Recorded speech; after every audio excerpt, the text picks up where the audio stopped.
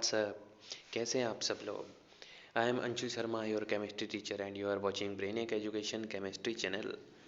सो guys, आज हम colligative fourth colligative property, जो कि मोस्ट इम्पोर्टेंट है और कई बार इसका डिस्क्रिप्शन ही पूछ लिया जाता है कि ठीक है, ऑस्मोसिस क्या है, ऑस्मोटिक प्रेशर क्या है, या डिफरेंट डिफरेंट सॉल्यूशन की एंडोस्मोसिस क्या है, एक्सोस्मोसिस क्या है, इस टाइप से क्वेश्चंस यहाँ पे पूछ लिए जाते हैं।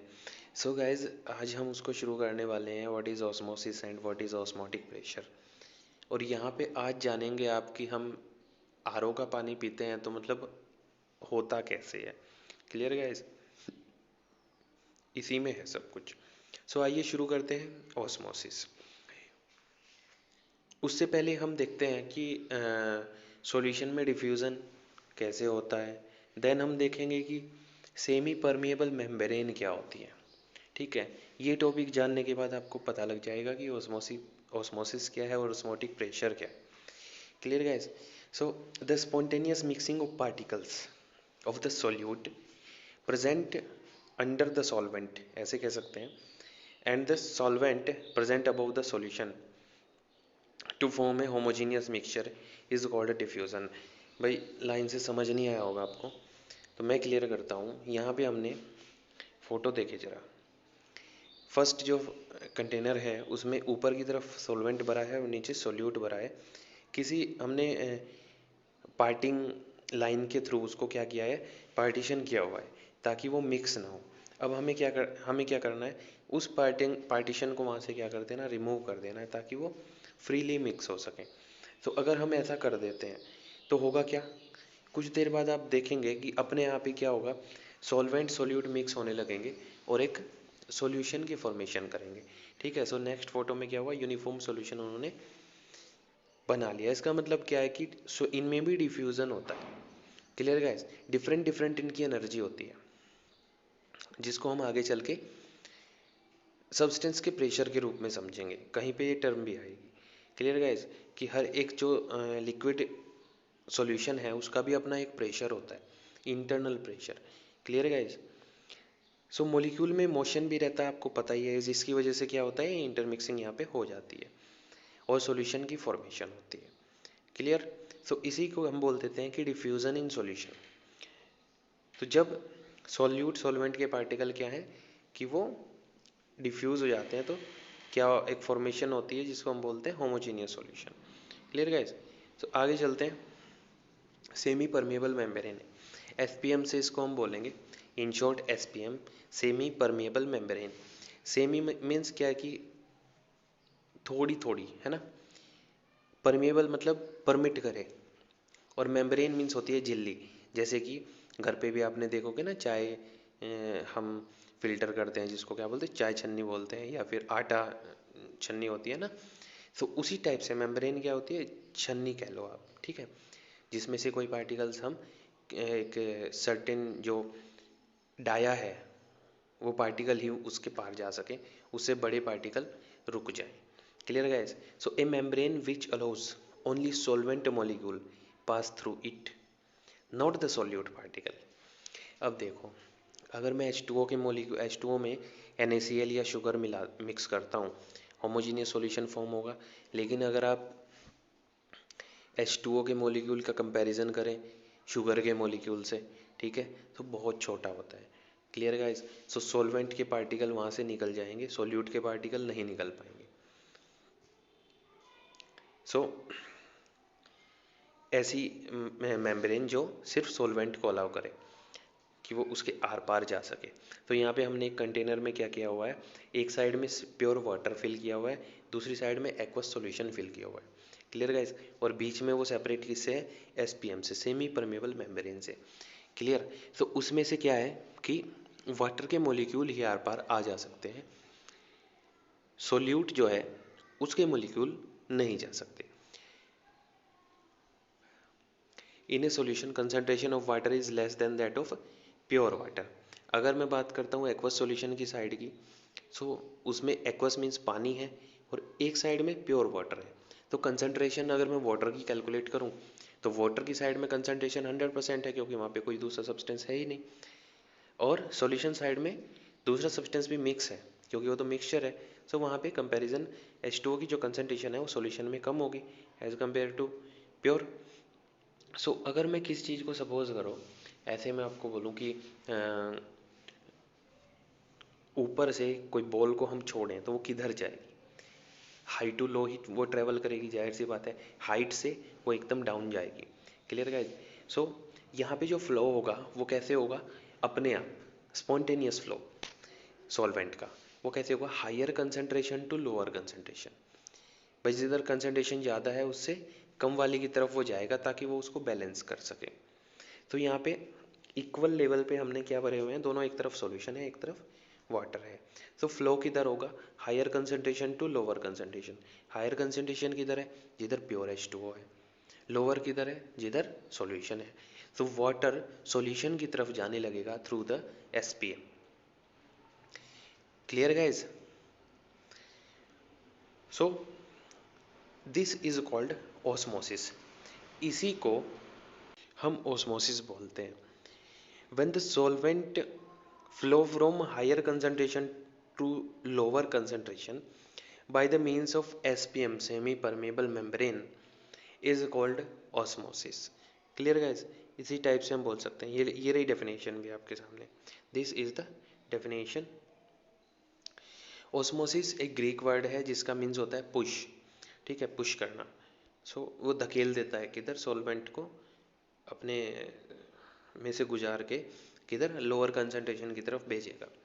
When the SPM permit the solvent molecule to come out through the membrane, it is called an exosmosis. जब SPM परमिट करे सॉल्वेंट को मेम्ब्रेन के थ्रू बाहर जाने के, एक्सो मीन्स एग्जिट कर रहा है सॉल्वेंट, तो एक्सोस्मोसिस होगा। When the SPM permit the solvent molecule to enter inside the solution, it is called endosmosis. Clear guys? अगर सॉल्वेंट पार्टिकल किधर जा रहे हैं, SPM से बाहर आ रहे हैं तो एक्सोस्मोसिस होगा, और SPM के अंदर जा रहे हैं, ठीक है, सॉल्यूशन के अंदर जा रहे हैं तो एंडोस्मोसिस होगा। अब देखते हैं टाइप्स ऑफ SPM। SPM कितनी टाइप की होती है। नेचुरल SPM, जैसे कि हमारे स्किन है ना भाई, पसीना बाहर आता है, ब्लड तो नहीं आ जाता, सिर्फ क्या आता है, हम जब स्वेटिंग करते हैं तो सिर्फ पसीना वही बाहर निकलता है। ठीक है, तो ये भी एक SPM की तरह काम करती है।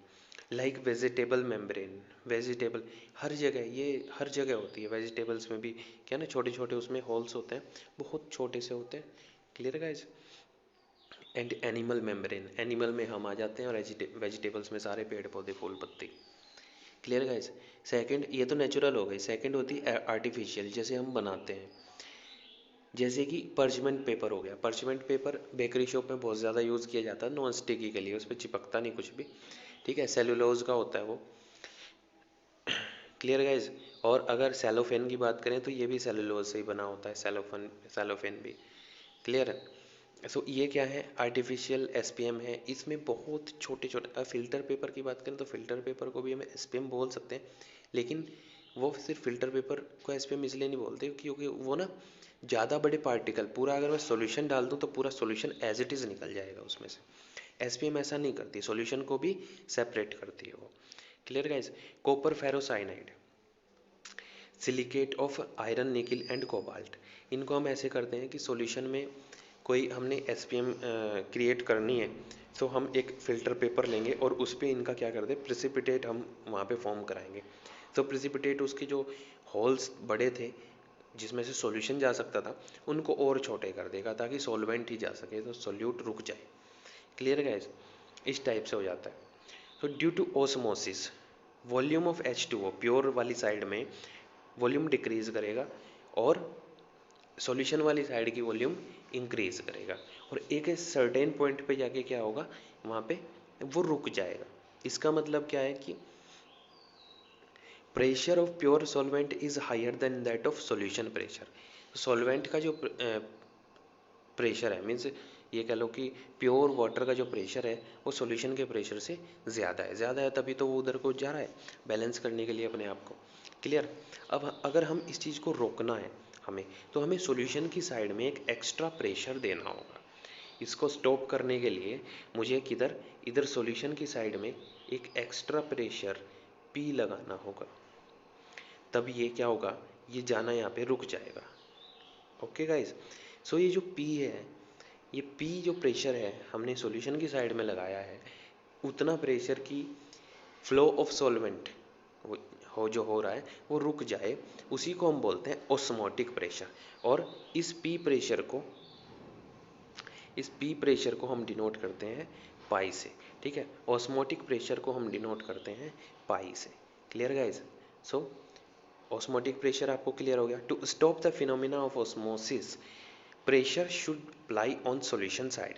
This applied pressure is called osmotic pressure, है ना। अच्छा, अगर मैं उस प्रेशर को अगर हम अप्लाई कर रहे हैं तो हम उसको वेरी भी कर सकते हैं, ठीक है। हम उसको कम रखेंगे तो ऑस्मोसिस नहीं रुकेगा, अगर हम उसको सफिशिएंट करेंगे तो ऑस्मोसिस रुकेगा। लेकिन अगर हमने उसको एक्स्ट्रा थोड़ा और बढ़ा दिया, इंक्रीज कर दिया, तो क्या होने लगेगा, सॉल्यूशन में से जो वाटर डिजोल्व है पहले से ही, ठीक है, वो क्या होने लगेगा, सॉल्वेंट की तरफ को बाहर आने लगेगा, ठीक है। वापस से रिवर्स हो जाएगा, प्रोसेस रिवर्स हो जाएगा, ठीक है।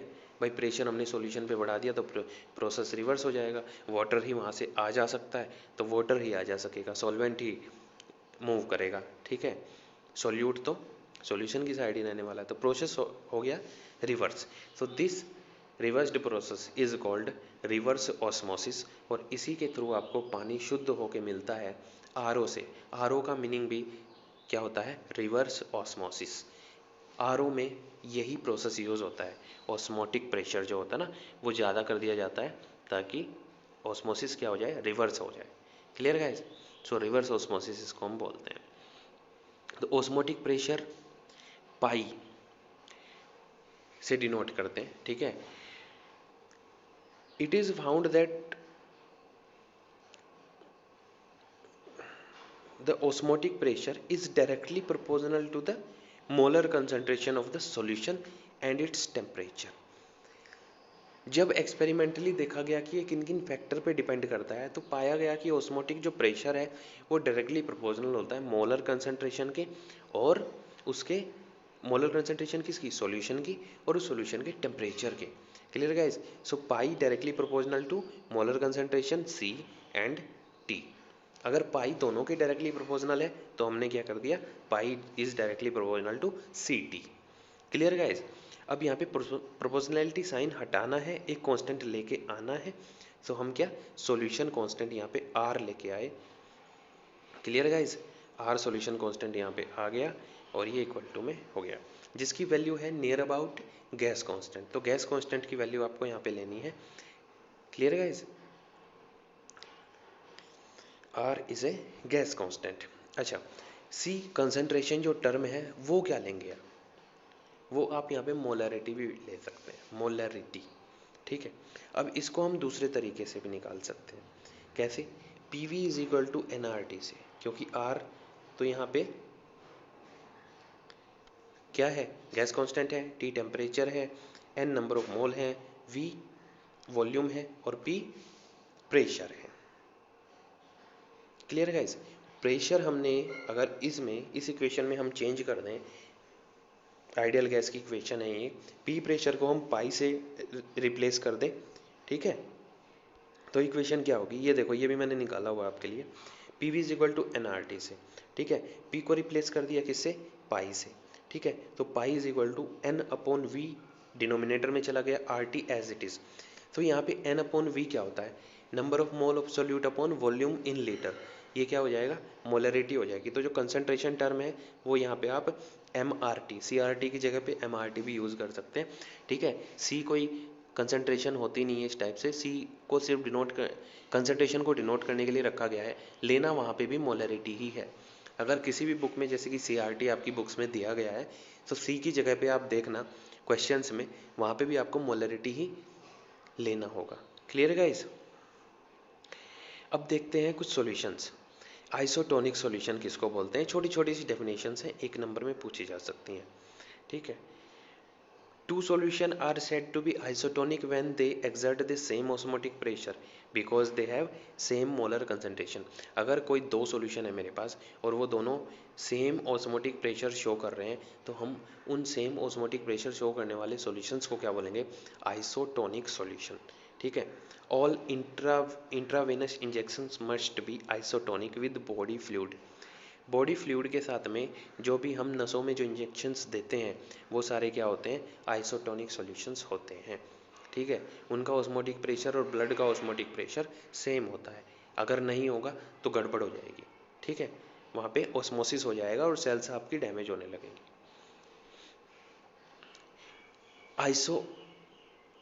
आइसोस्मोटिक सॉल्यूशन, आइसोटोनिक था, ये आइसोस्मोटिक है। When two isotonic solution are separated by SPM, no osmosis occur, then the solution are called isosmotic. Isosmotic means जिसका ऑस्मोटिक प्रेशर सेम हो। ये दूसरा नाम है उस सेम सॉल्यूशन का। ठीक है, अगर हमने उनको एक ही कंटेनर में एसपीएम से सेपरेट करके रखा हुआ है तो वहाँ पे जब ऑस्मोटिक प्रेशर सेम है तो ऑस्मोसिस नहीं होगा। ठीक है। Hypotonic solution, a solution having lower osmotic pressure than other solution is said to be hypotonic. Hypotonic वो वाला सॉल्यूशन है जिसका ऑस्मोटिक प्रेशर कम है, कम वाले को हाइपोटोनिक बोलेंगे और ज़्यादा वाले को हाइपरटोनिक बोलेंगे, जो नीचे लिखा हुआ है। A solution having higher osmotic pressure than the other solution is said to be hypertonic solution. Clear guys, जिसका प्रेशर ज़्यादा है, ऑस्मोटिक प्रेशर ज़्यादा है उसको हाइपरटोनिक, जिसका कम है उसको hypotonic. Plasmolysis, when gel is placed in a hypertonic solution, the fluid come out of the cell due to osmosis, and as a result cell material shrink gradually. This process is called plasmolysis, and reverse process is called cytolysis and deplasmolysis. अगर मैं किसी cell को hypertonic solution में place करूं, clear guys, तो वहाँ से क्या होगा, बॉडी फ्लूइड क्या होने लगेगा, बाहर आने लगेगा, बाहर आने लगेगा, बाहर आने लगेगा, तो क्या होगा, वो श्रिंक होने लगेगी, श्रिंक होने लगेगी। तो इस प्रोसेस को बोलते हैं प्लाज्मोलाइसिस। अगर मैं किसी शेल को हाइपोटोनिक सॉल्यूशन में प्लेस करूं तो वहाँ पे क्या होगा, जो इसका रिवर्स होगा तो उसको हम बोलते हैं deplasmolysis. Clear guys. So guys, आज के लिए बस इतना ही, मिलते हैं नई वीडियो में कुछ नए पॉइंट्स के साथ में। ठीक है, तब तक के लिए ऑल द बेस्ट।